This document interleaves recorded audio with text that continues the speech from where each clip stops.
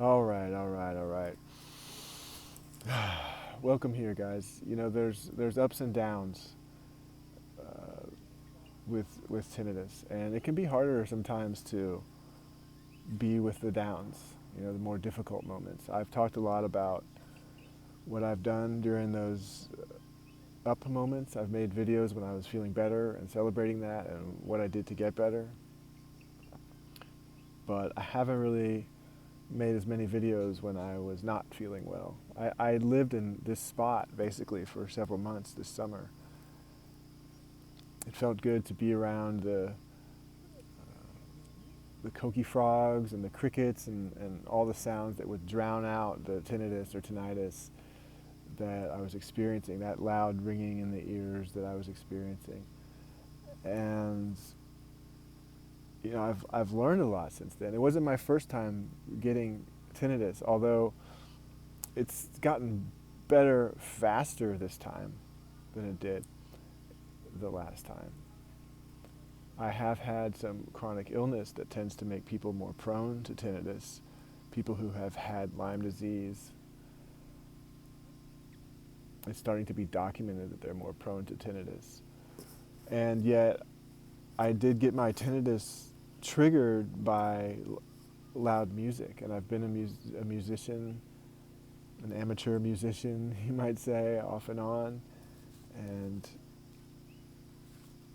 I was at a music event where I was singing, and there was loud music, and it got triggered again.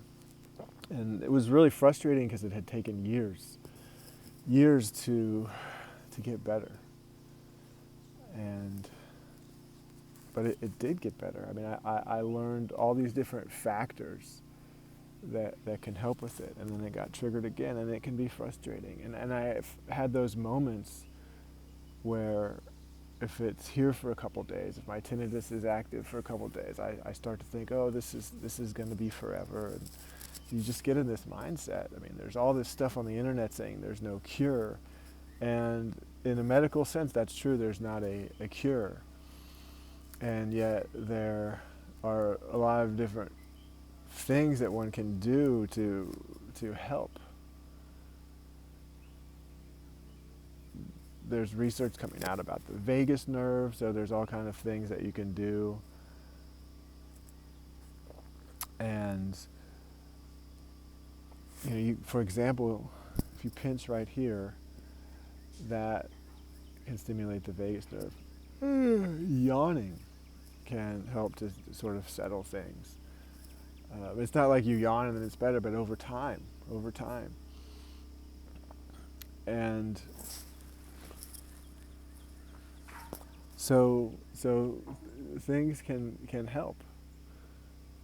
And yet there's not a guarantee. There's not just a cure. Like medicine doesn't just have a cure, and it takes work. And it can be really challenging to do that amount of work. But I spent a lot of time right here when it first got triggered. It felt good to be close to the earth, and I read a little bit of research about grounding or earthing, where you have your feet on the ground. It seemed to help some. I took all these things that seemed to help a little, and I just kept doing them and doing them. And I got some transdermal patches that I ordered. It's just like a little sticky patch that you put on your skin, and I'm wearing them right now. Actually, in the last 2 days I didn't wear them. It was a little bit more difficult. I reordered them, and then I only have a few left, so I'm probably going to run out. So I tried a few days without them, and then put one on today. Put two on today actually, because I have ones that stimulate stem cells and one that stimulate glutathione. And so I at first I just had the stem cell ones, and I felt like they were helping. But then the next time I ordered them, I got added the glutathione, and that's when I started to experience some hours and then even days and nights without the tinnitus. I've had it typically, at least I'll have it when laying down, or it'll be louder when laying down, it'll be there when waking. So I started to have some times where I can lay down at night, wake up in the morning and not have it, and then go throughout the day and have it be basically quiet. And I was amazed. I was amazed. And and so, I've been talking about that and what helps it for me. I know there's different factors for different people, and I know some people just believe that they can't get better. Like, for example, if they were exposed to a loud sound, that kills the hearing cells in their ear, and then the tinnitus is perfect. But I mean, I know people, I know therapists who have gotten better, and they've like lost their hearing in one ear because of an exposure to tinnitus. But then they were able to do all these things kind of for their nervous system, and and and their tinnitus settled down. It quieted, and and so that's been very helpful and encouraging to me. And a lot of the things that the doctors who say, well, you'll just have to learn to live with it, um, present just are not proven. And there's research coming about it all the time. I think that the idea that there's no cure, that's true, but people get well from things that there's not a cure from, right? It happens all the time. We don't have a specific cure, but people do a lot of different factors and a lot of different things, and they get well. And so for me, it's been helpful. What's also helpful is acceptance of how it is in the moment. Sometimes we just go through struggles. I mean, I've had a couple of hard days. Had a couple of hard days, and is that a negative mindset? No, not really. Not really. It's okay to admit how it's been. Sometimes it's helpful maybe to focus on the wholeness of life. For example, the wholeness of what's happening in your experience, not just your ears. Like, give your ears a break, kind of thing. Let your ears just kind of be puttering along, and much in the same way that you can forget about a TV show while you fall asleep in front of a loud, blaring TV show. Your brain can switch off and stop listening to the buzzing in your head. And so knowing that has been helpful and supportive to me. But I know that the more difficult times, some people are like just stuck in that, and their tinnitus is constant and loud and unmaskable. And maybe for some it comes and goes. So how do you deal with the harder days?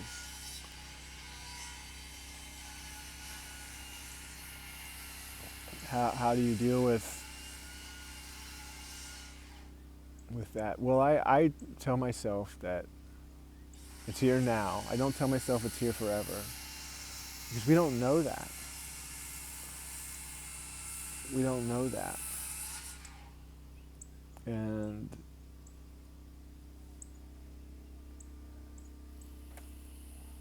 it just can be hard to do all the work. It can be challenging. I've done fasting. I've done alternate nostril breathing. I've done earthing, sitting out here in this spot on the earth.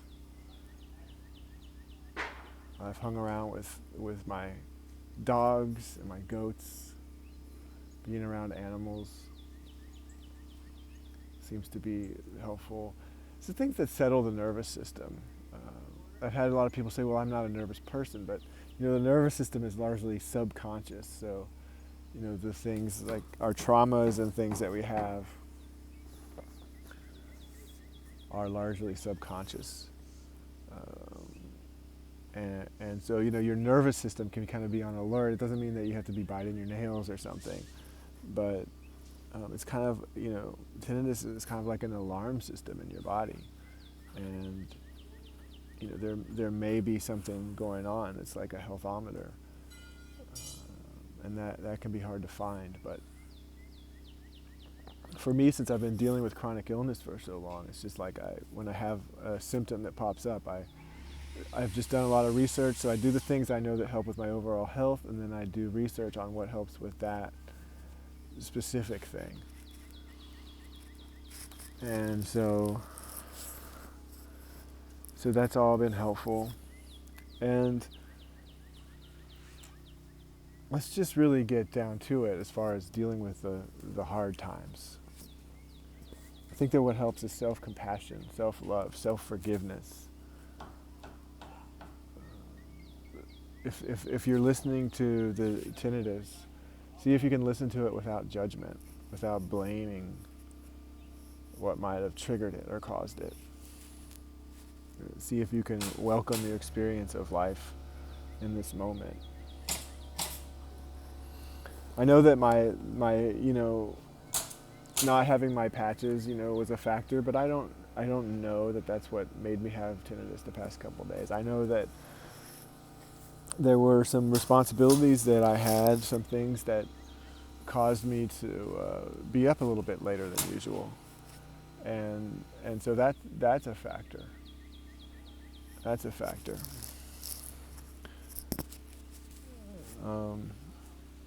But be careful of spending time in that space of why did this have to happen? Why did I have to stay up late? Why did that thing have to happen that kept me up late? Or why did I have to run out of that medicine that was helping, or whatever it is. It's starting to pour down a little bit, so I'm coming under the tarp. And it's cold here for Hawaii. Cold for Hawaii right now. But so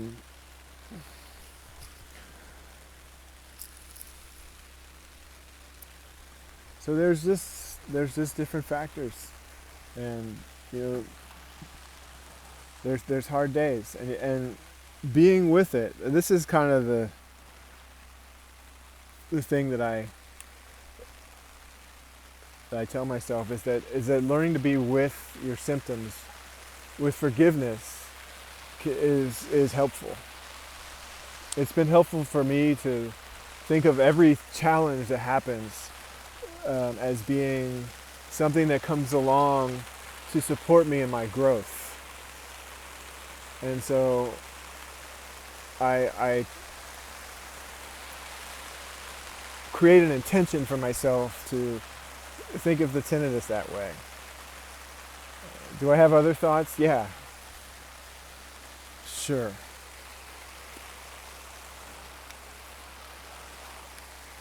But that's the intention, is to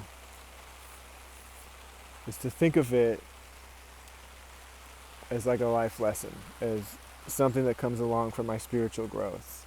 And then along with that, I practice spiritual practices, what I consider spiritual practices, which is like accepting things just the way they are, even loving life just the way it is, in the big picture. I know that I have preferences and things, but seeing the big picture. All the things that I did when the tinnitus was worse, I did a lot of yoga and meditation and all those things. They served as an example to someone who was struggling with their mental health. Saw all those things that I did, and they didn't maybe know the reason I was doing all those things fully. They knew I was doing it for self-care, and it inspired them. They knew that I was going through something difficult, and it inspired them. This isn't like just a for example, or maybe this is something that I know happened. I'm just not giving away the person who it is, but someone very important to me. And, would that have happened if I was just well and complacent? I don't know. I mean, I don't wish it on anybody. I don't wish suffering on anybody. But then I do know that that it helps. Like it can be a catalyst for growth if you can be with it. If you can sort of forgive yourself for being a human being that suffers. And it's not a platitude. I mean, this is real stuff that I've been going through. And so I hope this is helpful. Telling it like it is. I'm not telling it worse than it is. Today's not the worst day I've ever had. It's not the best day I've ever had. But even if it was the worst day I've ever had, it's like, yeah, okay, I noticed that. And then start to do the work of accepting things how they are, of imagining a positive life for yourself, positive outcomes for yourself. At the same time as accepting things how they are. I think I've been through a lot of healing of difficult things. I know I have. I've been through getting myself well from symptoms that no one had a cure for, and doing the different things, the yoga, the breathing practices, the meditation, the exercises, the building muscles, literally and metaphorically building the muscles of having good habits, of getting good sleep, of eating a clean diet, very specific things. And sometimes you think you're doing all the things, and then a symptom still happens, and it's like, oh, darn, I just want this to be better. I just want it to be better. And so it just can be challenging. It can be challenging to just have this noise in your ears, and yet I think that it's our thoughts about it, for some of us, that make it the most challenging. And any kind of pain, really. We don't really recognize it, but there are thoughts that get us down about it. There are things we associate with the pain, like that it's telling us that we did something wrong, or things like that. And it's just not, it's not the truth about who you are. You're a human being that has a whole range of experiences, and there's suffering in the world. There's suffering as part of being a human being, and making mistakes is part of being a human being. Quote unquote mistakes, but there are opportunities to love, opportunities to learn, opportunities for forgiveness. There can be a lot of life circumstances that make it challenging to get well from something. If you have a difficult relationship that you're in, if you have other health issues that cause you to take medications, there are all kinds of things that we can either accept or learn how to change, or both. Sometimes it takes acceptance first. But I just wanted to document, what things are like on a little bit harder day. And I definitely, I could tell just by doing this video that there's a difference today in my emotional state and my mental state. I'm just feeling a little bit slower, a little bit more tired and things. And, so that's how it is today. So I think being compassionate with myself is important. taking some breaths, doing the things that I know tend to help me. I've done some of that this morning. I put on the patches, as I mentioned before, after 2 days of not having them. And took some things to help my body detox. But just compassionately being with your experience. Sometimes it really transforms your experience immediately. Sometimes it takes a little bit longer, but that's a big factor. It's a big factor in this. And I've put out stuff before. I know there's people who just think that nothing helps, and it's like, I get that. And most of the things that I suggest that help are not things that I can sell you. It's things that you can do for yourself.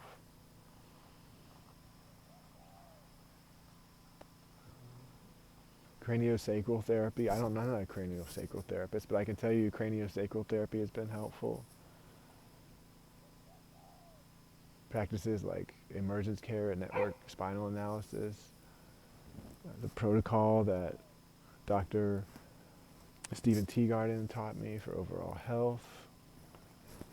The therapist that I mentioned before, his name is Julian Cowan Hill. This is kind of his area, is helping people with tinnitus. And I'm a therapist too, and I would like to help people with tinnitus, but he's got a lot more experience in it than I. And if you go see him, I hope you'll tell him that I sent you. I'm not an affiliate or anything, but it's nice to net care in this way, net caring as opposed to networking. And so I hope this is helpful, and I'll see you on the next video. I'm Tom Kirkham. I'm on Big Island, Hawaii.